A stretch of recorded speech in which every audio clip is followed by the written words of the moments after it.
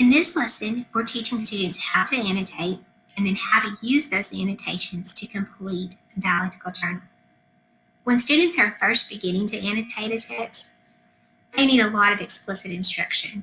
They need to be told specifically what to annotate for and what markings to use. As students become more adept at annotating, they won't need as much guidance. However, this lesson falls in the second 9 weeks in 8th grade, and they still need a lot of modeling and guidance. Before we begin annotating, we need to examine the essay prompt. We always want to look at the prompt before we begin reading the text so that we know what our purpose for reading is.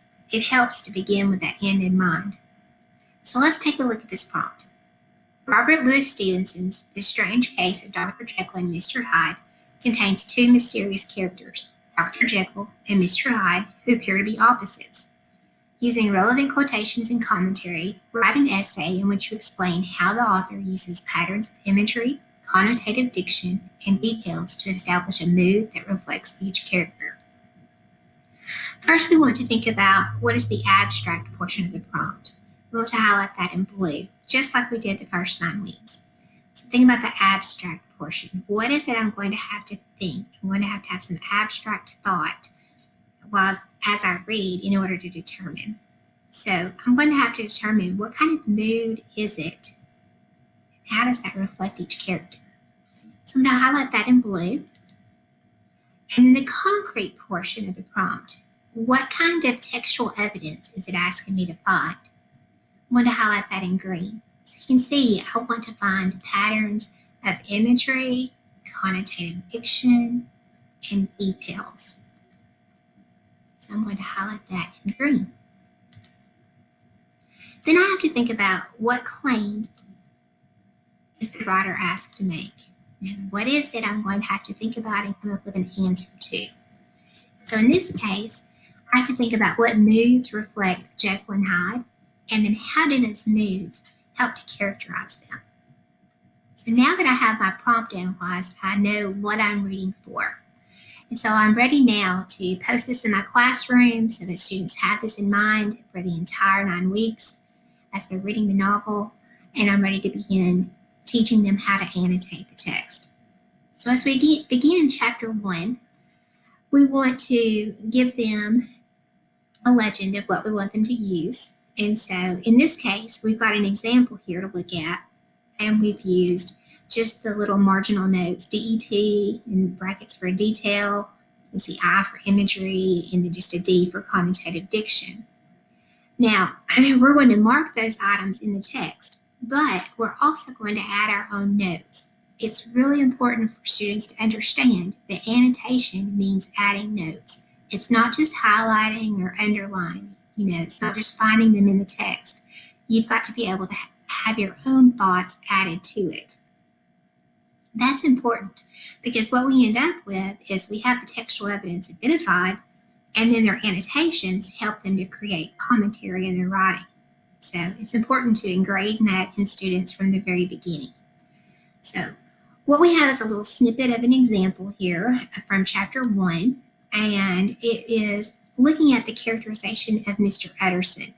The novel begins with the perspective of Mr. Utterson telling the story of how he goes on a walk with a relative named Mr. Enfield, and then Mr. Enfield tells him a story about Mr. Hyde. That's how we're first introduced to him. So chapter 1 is called The Story of the Door, and this little snippet of an annotation here is on Mr. Utterson.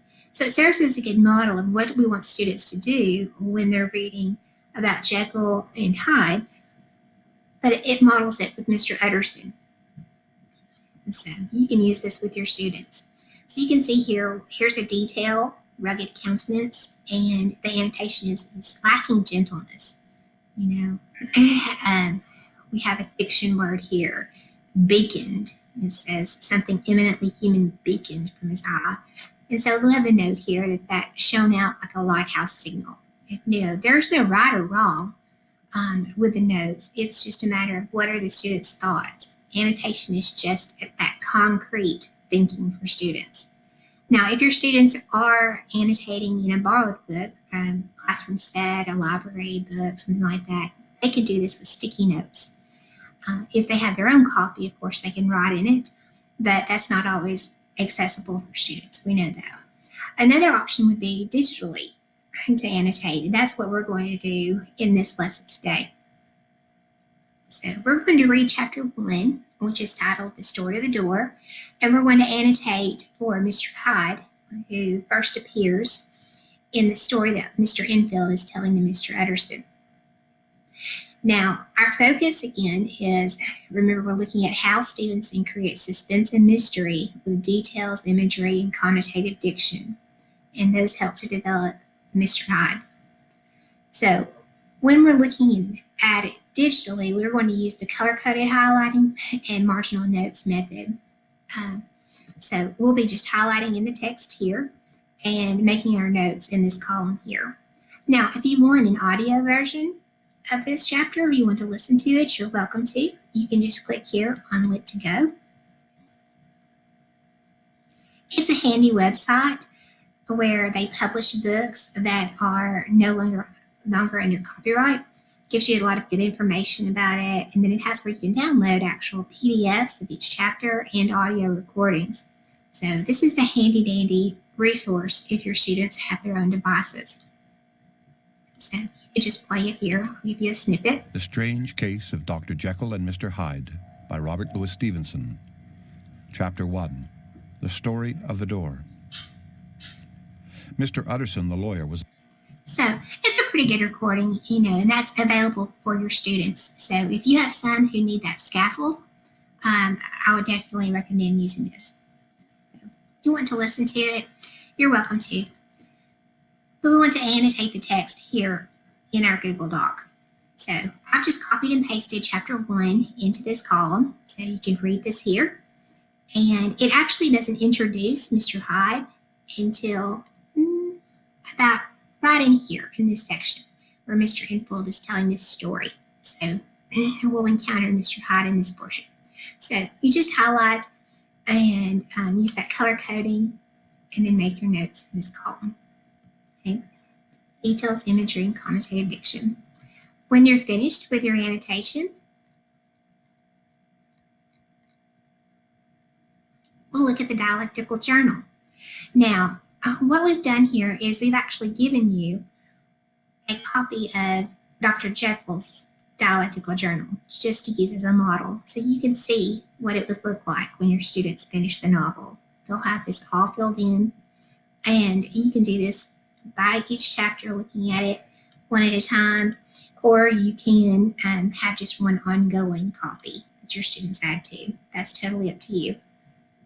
But you have this model here with Dr. Jekyll, and then we ask that you come in here and fill in some of your textual evidence that you found from the chapter 1. Think about within that textual evidence, do you see diction, imagery, or detail used? And then over here in your commentary side of the Dialectical Journal, answer these questions. What mood is created, and how does that mood characterize Mr. Hyde? Because that's ultimately what we're looking at. How's that mood helping to characterize him? Once we fill in this portion of the Dialectical Journal, then the culmination will be to read through this Dialectical Journal. So you'll need to go back and read about Dr. Jekyll, read about Mr. Hyde, which you've written here, and then create a thesis statement. So I've got the prompt here once again to look at. And then there's a frame statement that you can use here. So you'll just fill this in. So Robert Louis Stevenson employs. If you want to change that marker verb, feel free to. And then we want our concrete devices. Do you see 1, 2, or all 3 of them used over and over again? And we filled in contrasting moods for students because they are different. You're contrasting the 2 characters. And then we want an adjective, or one or more. You can have multiple adjectives, or a phrase describing Mr. Hyde, and then also one describing Dr. Jekyll. And then we'll just fill in that frame statement. This is a nice scaffold that's built in for students. All right, I'll leave you to your annotations, and if you have any questions, please let me know. Thank you. Happy annotating.